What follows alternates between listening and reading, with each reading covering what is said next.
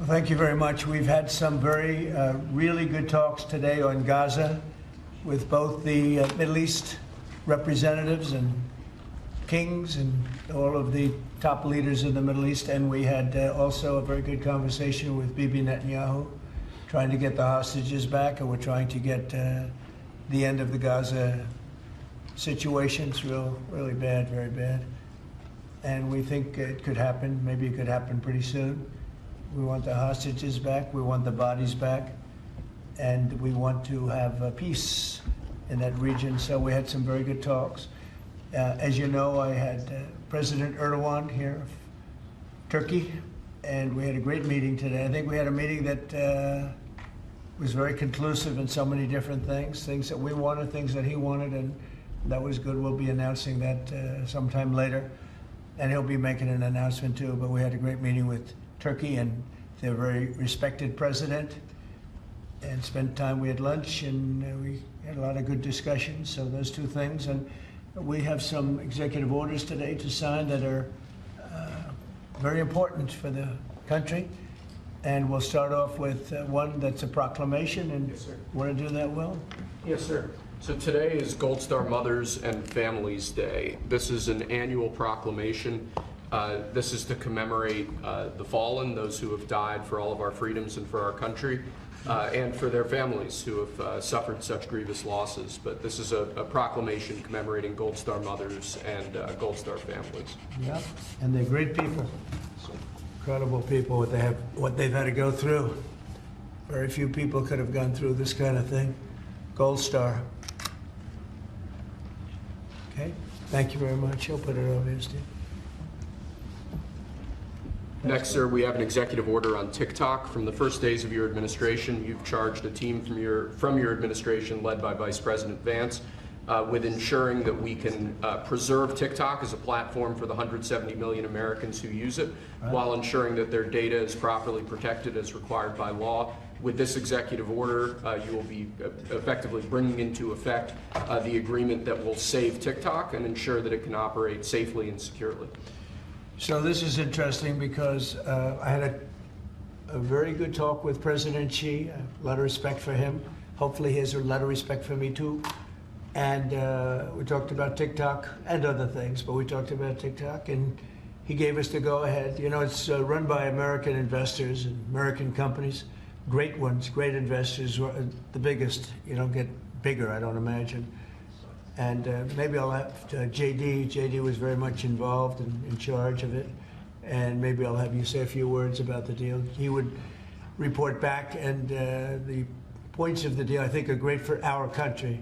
So JD, do you want to give it a little talk, please? Yes, sir. Yeah, so thank you, sir, for your leadership and for your help. We really couldn't have done this without the president actually ushering this deal over the finish line.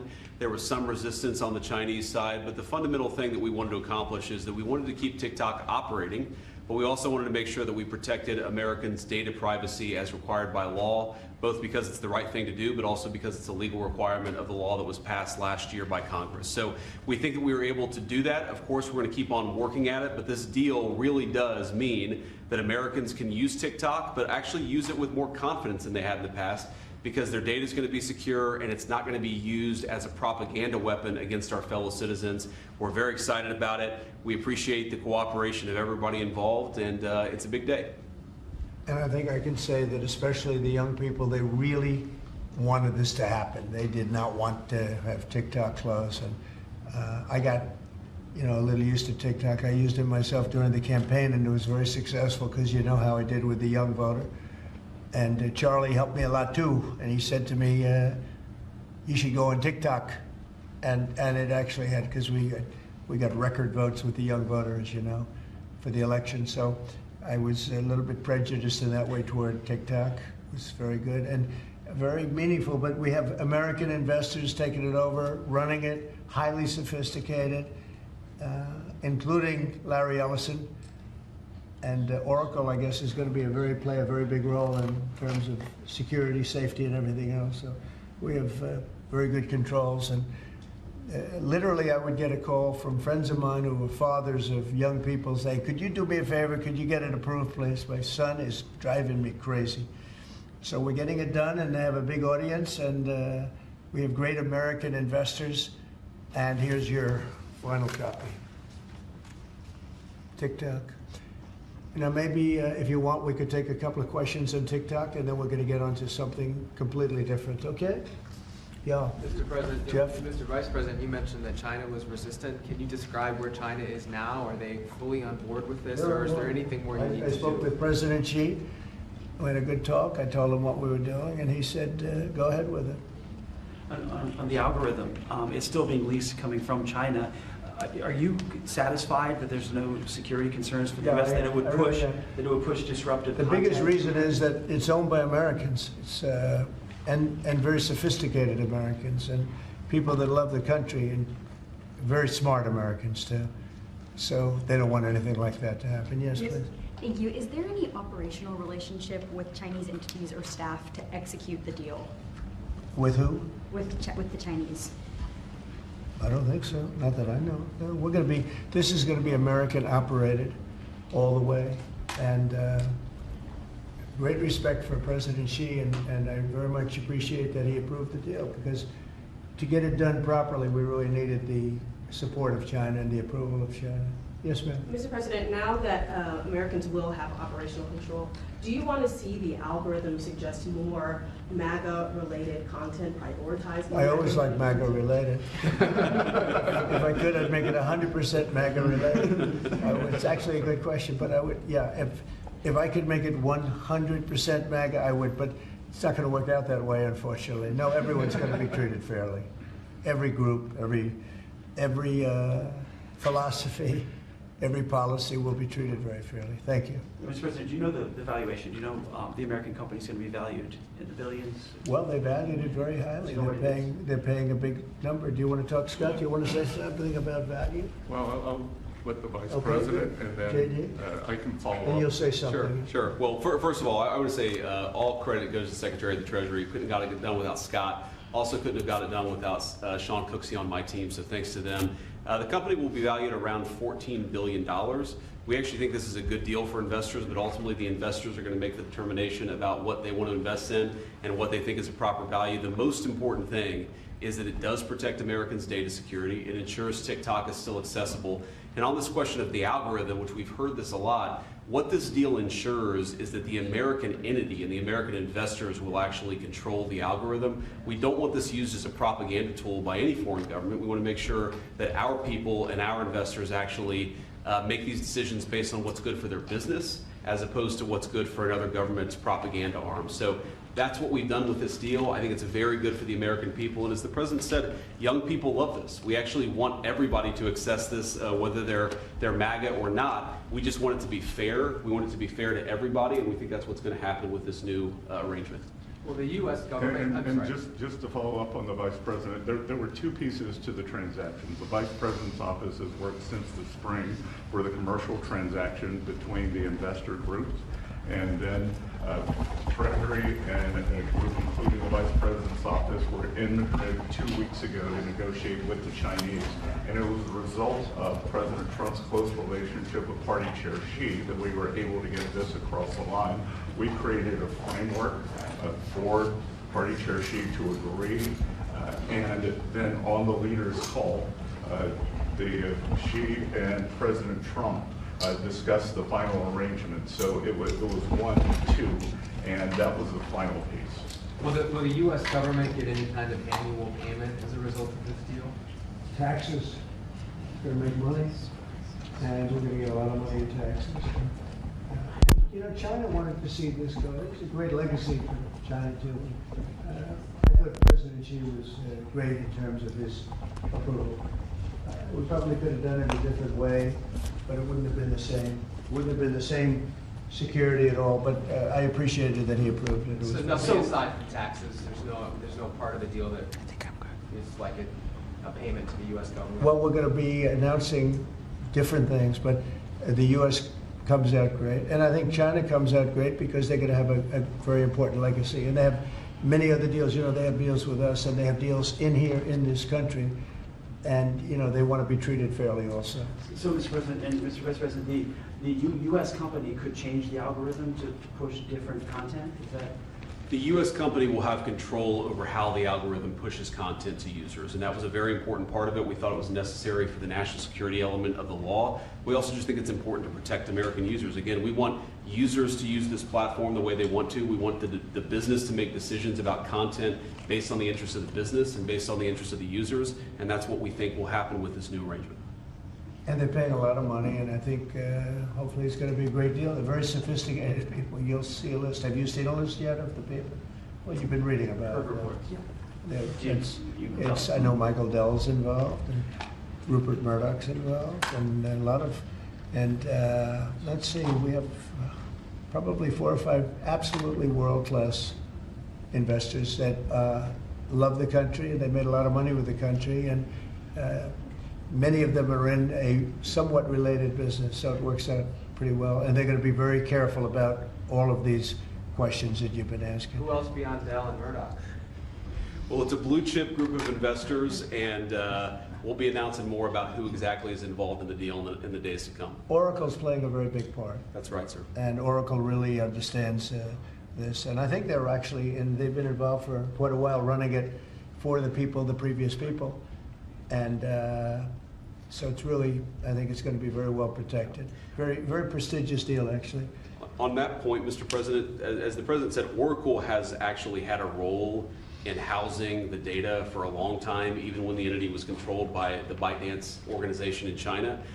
So Oracle had a pretty interesting perspective on what was necessary to actually create true data privacy protections for Americans. They were a very important part of getting this thing done.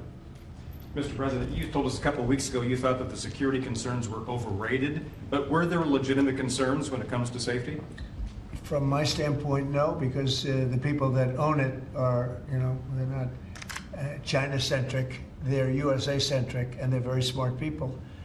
I guess you could say it about everything. Everything is, what's secure nowadays? Things that you think are totally secure turn out to not to be, but I think in this case, it's going to be as secure as you can be because of the ownership and the people. And they have a big investment, it's to their advantage to make sure it's good and safe. Yeah. Anybody else? Do you have a question? No, behind you?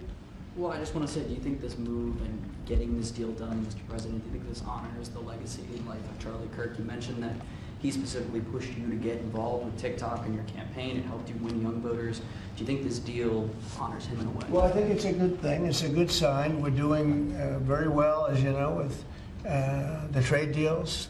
We're doing very well with China, and a lot of them. We were never treated properly. We were for 4 years, actually, but we were never treated very properly by other countries, and we're doing well. We've never done this well. We have, because of the tariffs that are coming in, the deals that are being made, $950 billion in one case. $950 billion, where previously they paid nothing. We have, as you know, in Japan it's $550 billion. South Korea's $350 billion now. That's up front. And one of the things I can say, I announced it lightly before, but we're taking in tremendous amounts of money with tariffs. We've never seen anything like it. No country's ever seen anything like it. I'm going to devote a little bit of that money, a little bit of the tariff money to our farmers. Our farmers have been incredible. They're the ones that let us survive and eat and enjoy our lives, right? Eat too much, maybe in some cases, like mine. But I will tell you, we're going to take some of the tariff money, relatively small amount, but a lot for the farmers. And we're going to help the farmers out a little bit, because during this transition period, a period where we're taking in incredible amounts of money, we'll have a little bit of a shortfall with the farmers until the tariffs kick in, because they haven't kicked in for the farmers yet. And I decided before, and I spoke to all of the people here, that I want to make a contribution out of the tariff money, a small percentage of it, but it's a lot for the farmers. It will make the farmers feel very good, just help them through the transition. And ultimately, they're going to be making a fortune. They will be one of the top in the whole world in terms of percentage gotten from the tariffs we're taking in. But we have so much coming in, it's a very small thing. But I want to in fact, just get the word out to the farmer because they'll be struggling until the transition's complete. Then after that, they're going to do, I think, better than they've ever done before. Last time I said, get yourself a larger tractor and more land. And that was when they were doing very poorly, and they ended up doing that, and they did very well. That was with the deal we made with China. Unfortunately, Biden forgot about the deal, and he never enforced. I enforced it till the end, and China was very honorable. But when Biden came in, he didn't enforce it. So when you don't enforce a deal, they don't do it. So it was terrible. Biden was very bad to the farmers of our country. So we're going to be doing that. It's an honor to do it, too. Brian, did you have a question? Yeah, I was just going to say, what's your message to the millions of small businesses here in the U.S. that really rely on TikTok to reach their end user and to market their service and their products? Well, thank you for that question, because honestly, we were getting hit up. They use it for virtual advertising, and they pay very little for it and nothing for it. And small businesses have become very successful because of TikTok. And we didn't think of that, you know, when everyone's saying, oh, TikTok and this and that. But over the last 6 months, I was called by so many people saying they're going to go out of business if they can, because they use it virtually as a advertising tool. And without it, they wouldn't have anything. They wouldn't be able to get the word out about their good product or whatever it is they're selling. So it's a very important thing for small business. It's another reason I wanted to do the deal so bad.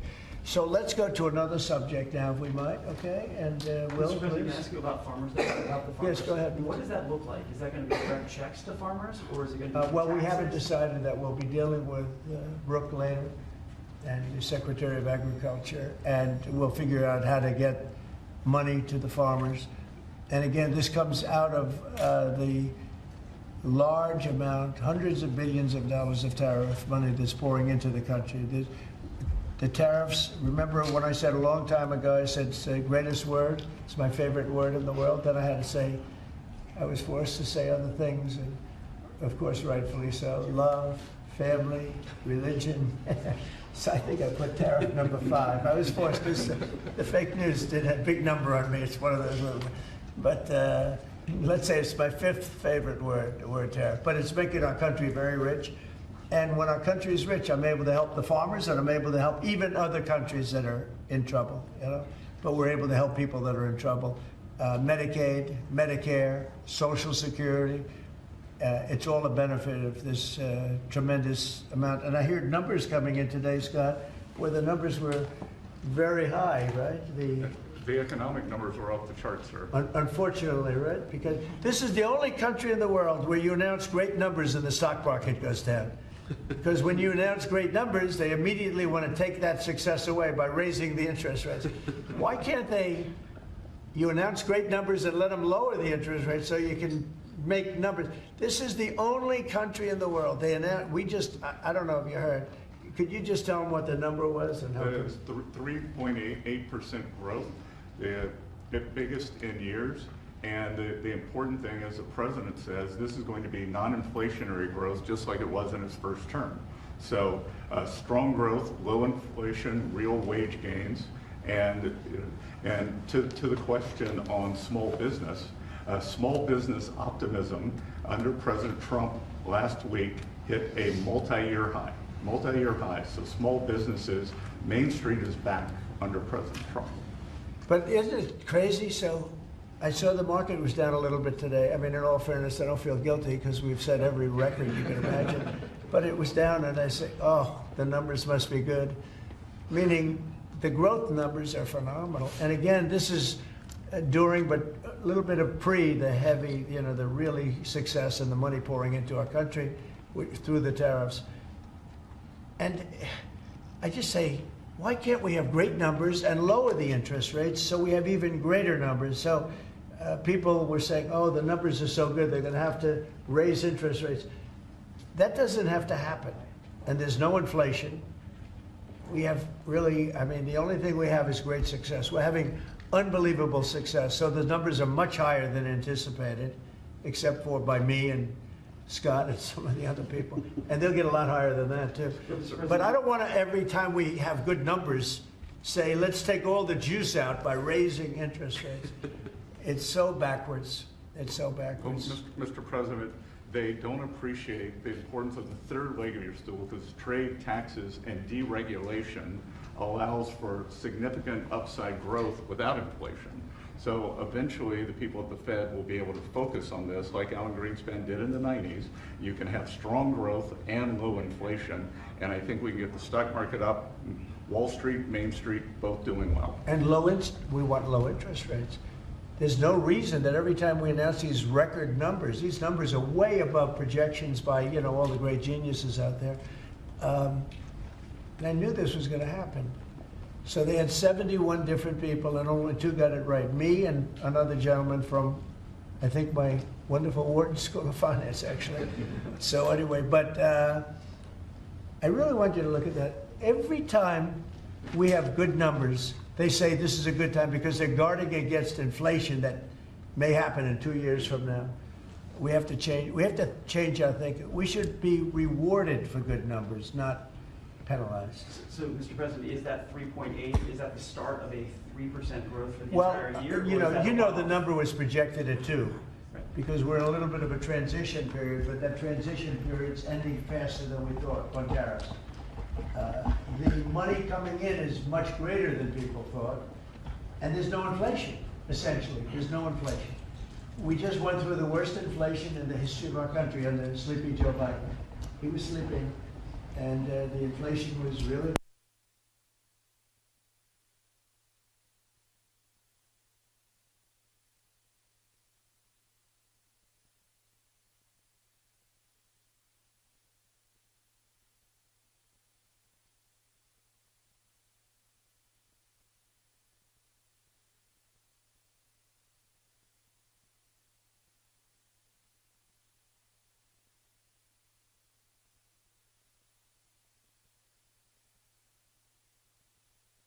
all the leaders in the Middle East who are great people, and we're getting pretty close to having a deal on Gaza, and maybe even peace, which would be the first time in about, 2,000 years? In the region, I'd say the first in, Steve, what would you say, first in 2,000 years, or maybe 1,000? 2 millennium. It's a long time. Mr. Yeah, go ahead. President, did Erdogan agree to stop buying Russian oil? Did he say I don't that? want to say that, but if I want him to, he will, yeah. But he didn't make that assurance. Well, I didn't say, okay, you stop, but I believe, I believe he will stop it, yeah. Did you make a deal? You know on why? fighter Because he can jets? buy from a lot of other people. He Did can you- buy from a lot of other people. You know who really can't is Hungary. Hungary's got, they're landlocked, and they don't have a nice ocean where ships can sail in from all over the world. They have one pipeline coming. Because I spoke with, he's a great guy, he's a great friend of mine, but, that's a harder one for them. And Slovakia, too. They're sort of married to one pipeline. So I just don't want to have people go blaming them when, we spoke to them at length today, and it seems like that, for them it's a little, but that's Turkey has a lot of options. He's a great president, a very smart man, and he's going to take, he's going to do what's right. But we had a very good conversation having to do with the purchase of military equipment, etc. Any other Would you questions? make a deal on F-35s, Mr. President? I will be able to easily if I want to. So we may do that, yeah. But not yet. Well, it depends. He's going to do something for us, yeah. Is Please. the U.S. going to have sanctions on Turkey? Can I ask you, we're a few days away. By the way, here we go with this guy. Go ahead, let's go. Let's hear the We're a few question. days away from the end of the fiscal year and a potential shutdown. Right. Is there going to be a government shutdown? Could be, yeah, because the Democrats are crazed. They don't know what they're doing. They want to have the border opened up so that criminals can pour in. We're doing unbelievable borders closed and people are coming into our country legally. They continue to want to have men and women sports. They continue to want to have transgender for everyone. They want to raise everybody's taxes at a number that's not sustainable.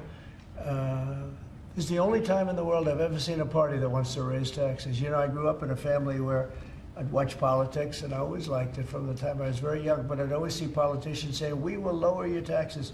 These guys, they campaign on raising your taxes, but they want to raise taxes very substantially. The one thing they're concerned about, look, Republicans have total control of Washington. You guys have control of the House, the Senate, there's you. But you're Well, going to when need... you say control, so we need 60 votes for this, and we have 53 Republicans, so And the we one need thing- 7 Democrats. And those 7 Democrats and others are asking for an extension of a tax credit on people who get the Affordable Care Act and some other government-backed health care. So are you willing to negotiate on that issue? What they're really asking for is they want to pay for illegal aliens that have come into our country by the millions and get onto the rolls, and they want to pay. And our people don't want to do that. Our people are taxed enough. You know, we just approved the largest tax decrease ever in the history of our country, including the extension of the previous Trump tax cuts. The tax cuts that we just approved, they want to use those tax cuts to give the money to illegal aliens, people that came into our country illegally and that are leaving the country. So why not there's been a negotiate? self-deportation because of what we've been doing that's been incredible. Okay, yeah, please. Secretary Hexet is inviting military leaders from all around the country on Tuesday. Will you also be there? From all around the country to what?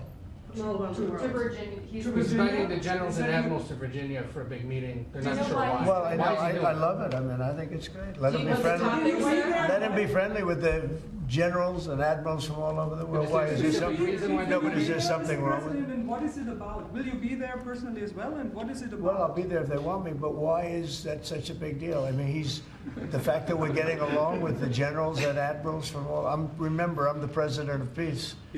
It's good to get along. It's good. You act like this is a bad thing. Isn't it nice that people are coming from all over the world to be with us? It's not particularly President, unusual that generals who report to the Secretary of War and then to the President of the United States are coming to speak with the Secretary of War. It's actually not unusual at all, and I think it's odd that you guys have made it into such a big story. Is it a big story? I mean, I don't think it is, sir. I would think it's, no, but isn't it a good story? I mean, we're respected from all over the world as a military force. You know, I rebuilt the military during my first term, even though we gave a chunk of it away to Afghanistan. But we're talking Afghanistan too, by the way, about Bagram and about that. But that's a very small amount compared to what we rebuilt it by. But I rebuilt the military, and we're very respected. We have the strongest military anywhere in the world without question. We have the greatest equipment in the world. We're selling the equipment to other countries. And a lot of generals want to be here and they want to look at they're also going to be touring equipment sites. They're going to be talking about the newest weapons, et cetera, et cetera. But I think it's great when generals and top people want to come to the United States to be with our now called Secretary of War. Does everybody like the name? I do. You said something Yeah, really but- interesting this week about Ukraine, that you thought Ukraine could get back all of the territory that Russia had taken. Yeah, they have a shot at it. What 'Cause Russia, prompted you to change your thoughts on well, that? because I've been watching the way what Russia's been doing. I'm very dissatisfied with what Russia's doing and what President Putin is doing. I haven't liked it at all. He's killing people for no reason whatsoever. And they are doing very poorly, considering they have put it all out on the line. Their economy is going to hell. They're bombing the hell out of everything, and they're picking up a very little territory, if any. In fact, they're losing some territory. So I think it's very bad for the reputation of Russia. This war should have been over. If this were our war, we would have had it over in 1 week. But you didn't use And to they're feel that they're way, getting right? into fourth year, Jeff. They're getting into the fourth year now. 4 year of fighting, and you see what they've taken. In the last month, they've taken very little, and you've been reporting on all the bombing, all the drones all over the place. 900 drones coming into certain areas like Kiev in one night. And with all of that work, they've taken over very little. So now I'm very disappointed in President Putin. I thought I solved 7 wars. In fact, we have a great leader coming. We have the Prime Minister of Pakistan coming and the Field Marshal, Pakistan. Field Marshal is a very great guy, and so is the Prime Minister, both.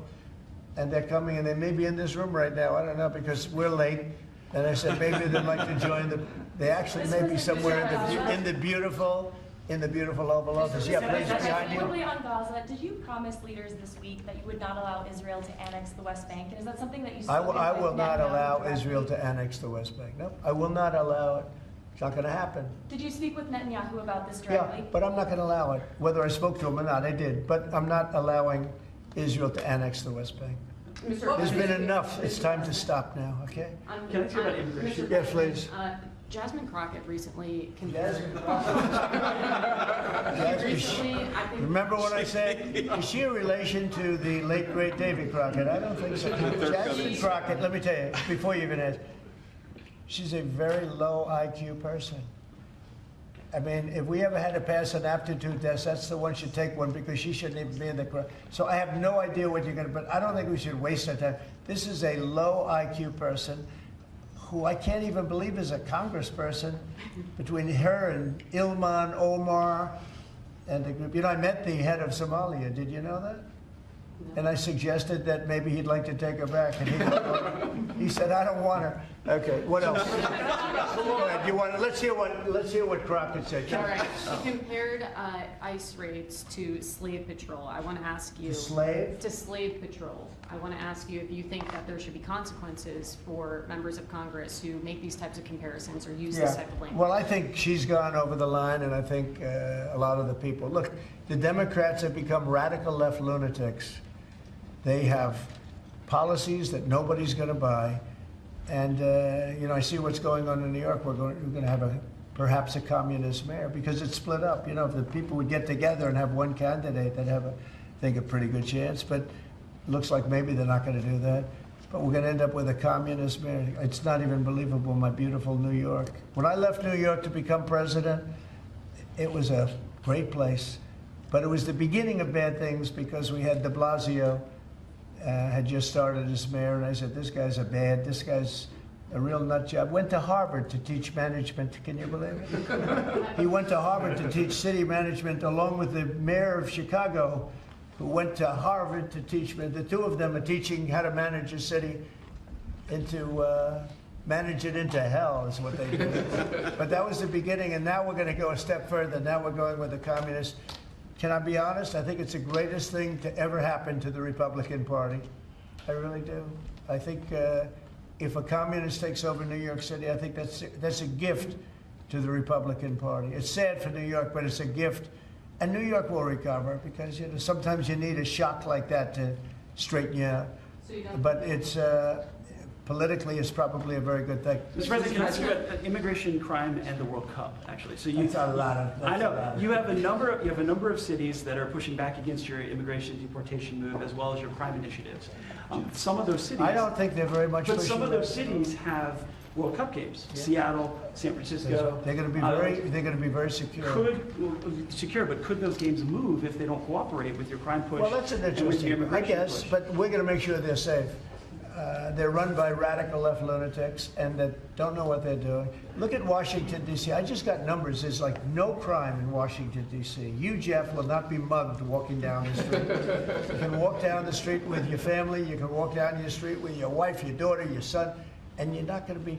We took out 1,700 career criminals that we're not allowing back.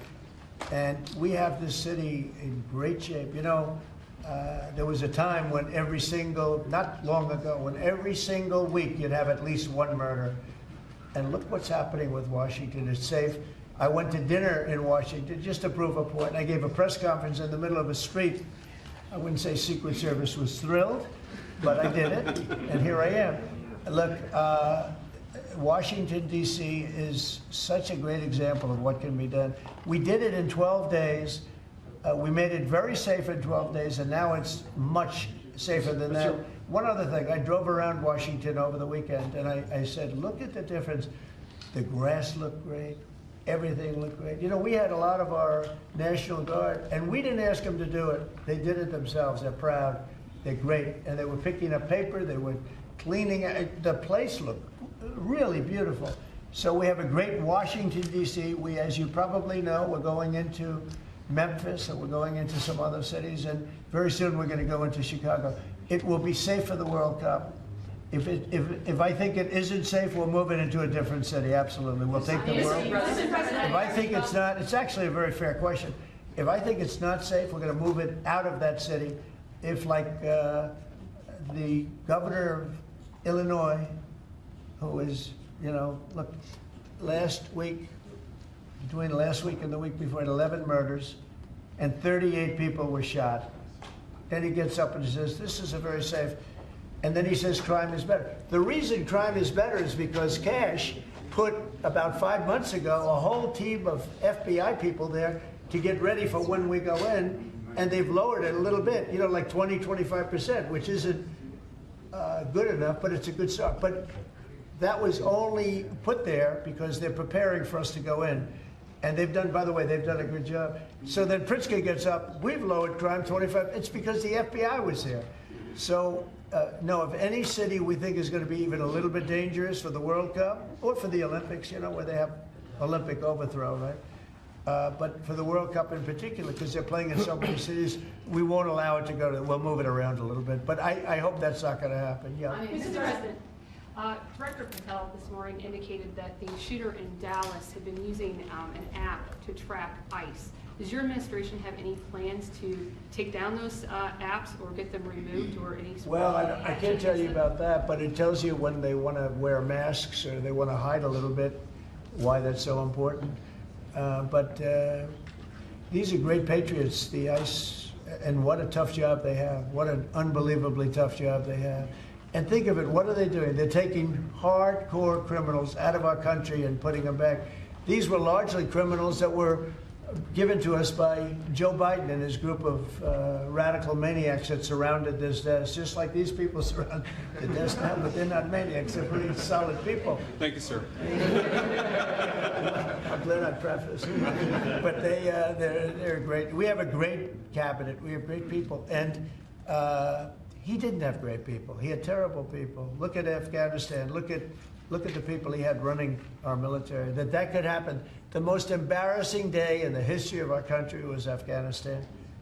And 13 young people died. They don't ever talk about the 38 that were horribly wounded with legs and arms and everything else, really horribly wounded. So the country's respected like it's probably almost never been respected before. I think we're respected at a level, and a year ago it was a dead country. We had a dead country a year ago. This country was dying. It was really in bad shape. Let's talk about the next subject, shall we? One of the most powerful deterrents we have to violent crime is the death penalty. As you said, your administration has taken bold, decisive steps to ensure that Washington, D.C. is once again a safe and secure city for its residents and all who visit. This is a presidential memorandum that directs your Attorney General and your U.S. Attorney for the District of Columbia, Judge Janine Pirro, to fully implement the death penalty here in Washington, D.C., where the evidence and facts of a case indicate that the death penalty should be used. Okay? Everybody understand? Death penalty in Washington. You kill somebody, or if you kill a police officer, law enforcement officer, death penalty. And hopefully there won't be that. So again, it's way down. I mean, we have had week after week after week where we haven't had a murder. I said that the other day in front of the president of Poland. The press was here, and I said, ladies and gentlemen, I'd like to announce that Washington, D.C. has not had a death in 4 weeks, a murder. And he looked at me and goes, is that good or bad? You know, he's saying, what kind of a place is this? But it's true for years. I mean, every week, essentially, somebody got killed or more than one. And this is a very safe city right now. We don't play games. And, you know, it's interesting. We took these careers out, career criminals. They call them careers. They left the word criminal out. But we took the careers out of here. And they're now brought back to their homes, or they're in jail, or they're in a jail in another country, and hopefully they're not coming back. And we have to maintain it. You can't just leave, and we have to maintain it. We've gotten along fairly well with the mayor. You know, she's got a party that hates that the city's becoming safe. I mean, they're actually criticizing her because the city's becoming safe. But this is becoming this is right now a very, very safe city. This went from the most unsafe city in the country to the safest city in the country. There's no city any safer. That's a pretty big achievement. And we really did it in 12 days. But if you add an extra week to it, that'd be nice. And I mean, you can go out to dinner. Restaurants are booming. You know, the restaurants were dead. They were dead. Even if you got to the restaurant, then somebody would come in and hold you up. You know, they'd hold up the whole restaurant. They go to Uber. Young ladies in the White House, they'd call Uber for protection. They'd run to the car because they were petrified to be from the entrance of their building to the car. Now they feel safe, they're in the car, and then the car gets hijacked while they're in the back of the car. This was what we were living in. We were living in hell.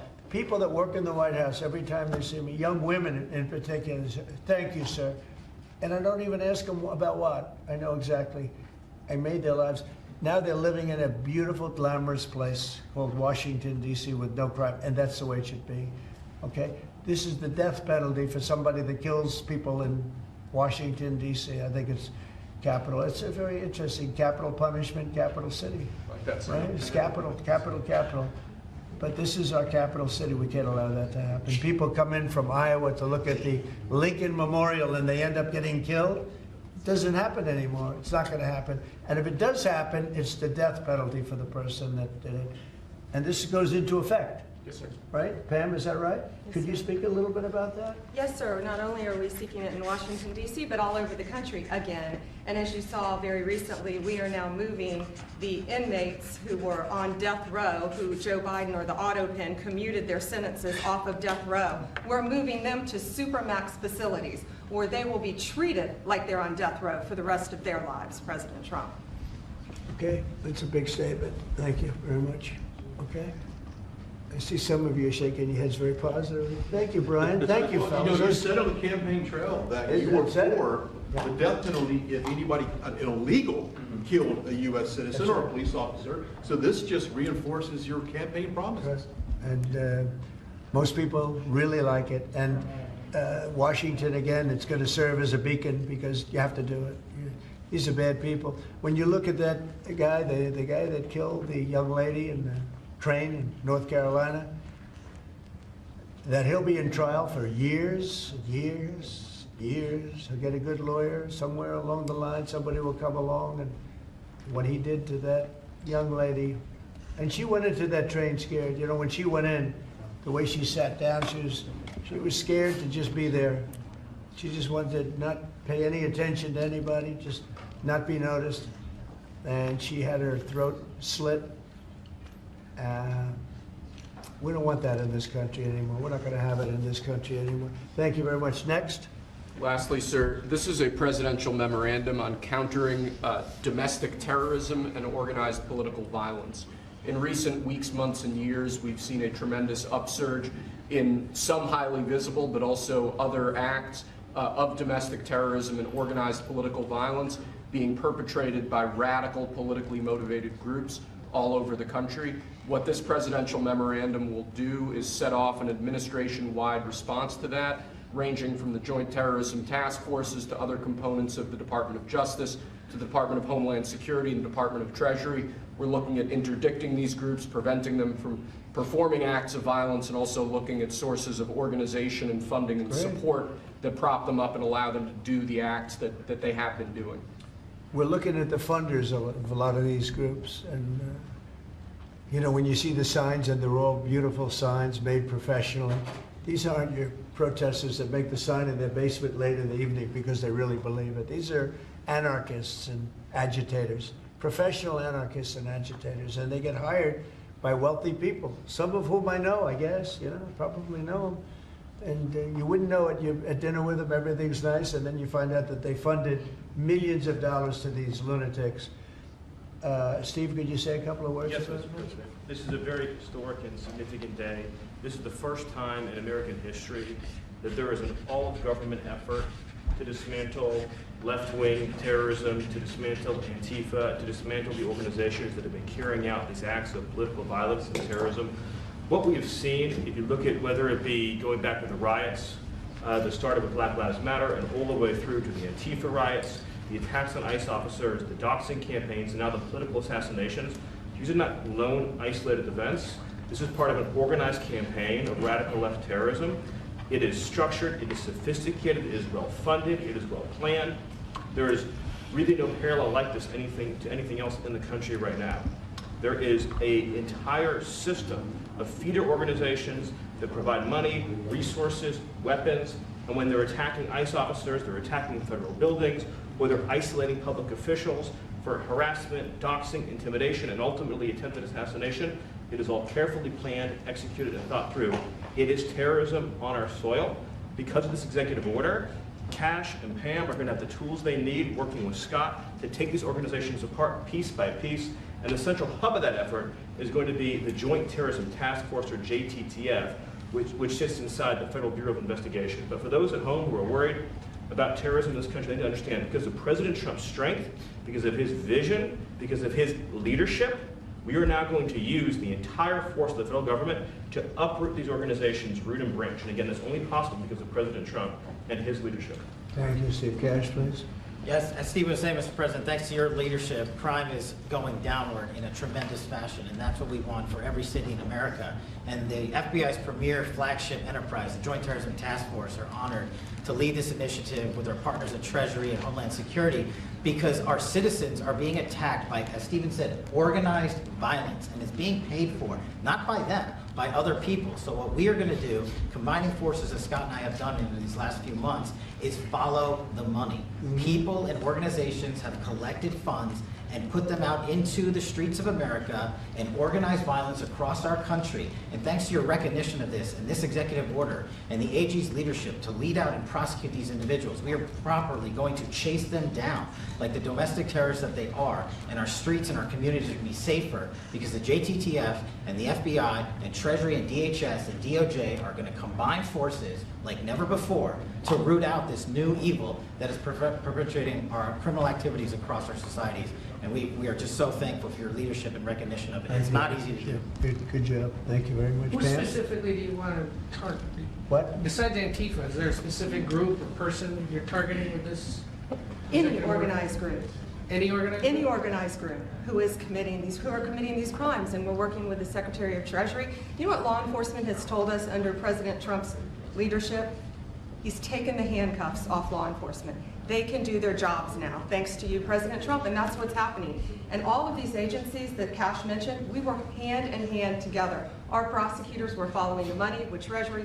We're working with Homeland Security. Cash's agents, all of our agents, DEA, ATF, U.S. Marshals, combined, are working, and with state and local government, to take these people off the streets who are jeopardizing lives. Just so I just illustrate this. So I was talking with Cash and Stephen about this a couple of days ago, sir. So I believe it was in Oregon where you had a federal building where there were men in black ski masks who were committing acts of violence, who were shutting down a government building. To the president's point, they don't come from nowhere. These are paid people. This is organized. They're committing acts of political terrorism on American soil. And it's time we had a government that looked out for the American people rather than the people who are committing violence against the American people. When you go out to Portland and you see what's happening in Portland, this is like nobody's ever seen anything like it. Every night, and this has gone on for years. They just burned the place down, and you know the shop owners, most of them have left, but the few shops that are open, they just use plywood and just like 3/4-inch plywood. They don't put storefronts in because they know it's going to be burned down. These are professional agitators. Right. These are bad people, and they're paid a lot of money by rich people, some of whom we know. I'm sure I know some. I don't. If I knew, I wouldn't associate because I'll be in trouble. Because Pam will say, "Why are you associating with this person?" But I will tell you that these are bad people, and they're paying a lot of money, millions of dollars. But take a look at Portland sometime. These are wild. These are crazy people, and they're trying to burn down buildings, including federal buildings. And on my list of things that I want to do before we finish up with the cities, because I think we're going to whip the cities back into shape, and we have to. We cannot let our cities, and that's a small example, but it's the most violent example. It's every night, and they've done it for years. You think maybe at some point they made their point, and what are they doing? But we're going to get out there, and we're going to do a pretty big number of those people in Portland that are doing that. They're professional agitators and anarchists. Could you name They're actually anarchists, yeah. Just so we Go can ahead. Why don't you illustrate defend? it, Let's see you defend them, Jeff. No, I'm not defending anyone. I just want, so that we can just explain this in our stories, could you name a couple You don't of groups? explain it right, though, Jeff. Well, Go ahead. Let's just go. ask Maybe you let's for give you names. another chance. Go ahead. Antifa, Soros. What names are we talking about? Well, Soros is a name certainly that I keep hearing. I don't know, but Soros is a name that I hear. I hear a lot of different names. I hear names of some pretty rich people that are radical left people. Maybe I hear about a guy named Reid Hoffman. Somebody's a pretty rich guy, I guess, and I hear about him. I don't know. Maybe could be him. Could be a lot of people. We hear the same names. but they're bad, and we're going to find out. And if they are funding these things, they're going to have some problems because they're agitators and they're anarchists. These are anarchists, really bad. Okay, yeah. Mr. General, can you, Madam Mr. President, can you comment on, Mr. President, I'm with the Center Square. Sarah Roderikovich is my name. Sarah, there's also, as you know, Antifa is not just a domestic terror, or now a domestic terror organization, it's also international. I know the Netherlands is looking at also designating them a terror organization. Right. Have you been working with your intel community and your DNI to possibly expand that to making them, designating them an international terror organization? Yep. It's an international, in many cases it is international. Mr. On Antifa, if someone takes to the streets of America and says they're Antifa, what happens to them? What will happen to them? Well, I'd say the maximum under the law, and we'll see. Now, if they kill somebody, we just signed a death penalty, so it depends where it is, but if they kill somebody, which they do, I mean, people are dying. You go out to Portland, people die out there. Many people have died over the years in Portland. Portland, I don't know how anybody lives there. It's amazing. But it's anarchy out there, and that's what they want. They want anarchy, like when they attacked Seattle and took over a big percentage of the city. I was going to go out, and we were going to do a big number. They heard that, and everybody broke up all of a sudden. But, you know, you have governors that have to run that, and a lot of them don't do that. I don't like to go in. I'd rather have Pritzker's support when we go into Chicago. But if we don't have it, that's okay, too, because we're paramount, and we will do what we have to do. We're going to make Chicago safe. We're going to make every place. We're going to make as many as we can, and usually that involves a surge. But what we did with, in the case of Chicago, by having the FBI go out there 5 or 6 months ago, we brought it down a little bit. You know, a little bit is 25%, so it's not so little, but it is when you're talking about the kind of crime and killings and murders that you hear in Chicago. But we're going to get it. Chicago's a great city. As the Union Pacific said, the head of the Union Pacific, who's a great guy, started off as a low-rung guy. He said he started in a caboose, and now he's the chairman of the Union Pacific. But he's a great guy. But he said, "Sir, don't lose Chicago." The way he said it, I said, boy, it really hit me. You know, here's a man that knows all the cities. The Union Pacific, I guess, is our largest railroad, and he knows all the cities. He's been doing it for 45 years, and he said, "Sir, don't lose Chicago." And the way he said that meant a lot to me, and we're going to go into Chicago very soon. We're going to take care of Memphis. We're going to take care of Memphis. You can't walk a block without getting shot. We're going to take care of that one, and just like we did Washington, D.C., and we're going to do Chicago very soon. Yes. Mr. President, we heard there could be an indictment on James Comey. Do you know if there is an indictment, or Madam Attorney General? I don't know. I know it's going on because I read the papers just like you do, right? So I don't know. Do you have anything to say about that? Yeah. Madam Attorney General, can you comment on a New York Times? Madam Attorney General, can you comment on a New York Times report saying that Justice Department officials have asked attorneys to target a George Soros-funded group? And is this executive order that you just signed a part of that effort? I'm not going to comment on whether there is or is not a pending investigation, but everything's on the table right now. I don't think anybody has to ask, because if you look at Soros, he's at the top of every. In fact, sometimes they say, could he be involved in this many things? But he's in every story that I read. Stories that I read keep talking about Soros, and so, you know, I guess he'd be a likely candidate. Thank you very much, everybody. Thank you, guys. Thank you very much. Thank you, President. I'll pray this way. Thanks, guys. Thank you. Thank you. Thanks, guys. Let's go. Let's go. Thank you. Thank you, guys. Let's go. Thank you, Brad. Thanks, guys. Thank you. Guys. Thank you. Keep moving, guys. Keep moving, guys. Thanks, guys. Let's go. Let's go. Thank you. Thanks, guys.